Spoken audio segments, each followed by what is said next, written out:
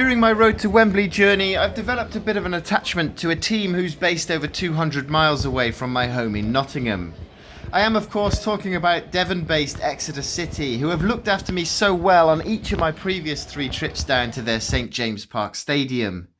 I've put the journey so far on screen, and if you want to check out my videos from all of the previous rounds, you can find the link in the description under this video. It's been quite a journey.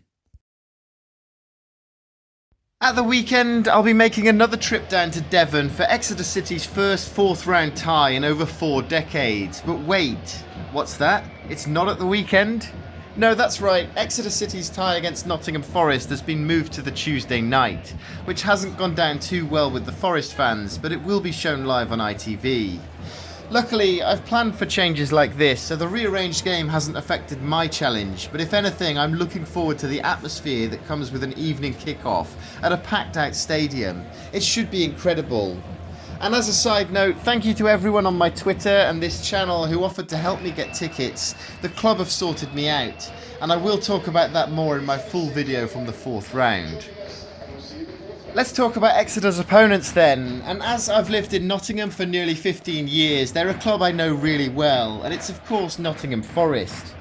Forest are the highest ranked team I will have come across on this journey, and as they're the only Premier League club to feature so far, they'll complete my set. I will have seen a team from every one of the 9 tiers taking part in this competition. It's statistics like these that my geeky mind finds really satisfying. Nottingham Forest are having a brilliant season. They're currently sitting in 3rd place in the Premier League and have a nice lead over the teams around them, so they could genuinely find themselves in the Champions League next season. Forest drew with league leaders Liverpool and beat Southampton at home before their unbeaten run ended at Bournemouth, where they were taken apart, but bounced back brilliantly when they beat Brighton 7-0 last weekend. Along with being the highest ranked team on the journey so far, Nottingham Forest have the best record in the FA Cup, having won it twice, back in 1898 and 1959. They did return to the FA Cup final in 1991, but lost to Tottenham in extra time due to a Des Walker own goal. Forest's recent FA Cup record is somewhat underwhelming given the size of the club, though they did reach the quarter-finals in 2022 when they were beaten by Liverpool. And my only trip to the City ground came during that FA Cup run, in a 1-0 win over Arsenal in the 3rd round. This year, Forest beat Luton Town 2-0 in the 3rd round and will travel down to St James Park as heavy favourites, though I always say you never know with the FA Cup. So what about Exeter City then? Well, it's been a difficult start to 2025 with a couple of their loanees, Kamari Doyle and Tristan Kramer, returning to their parent clubs.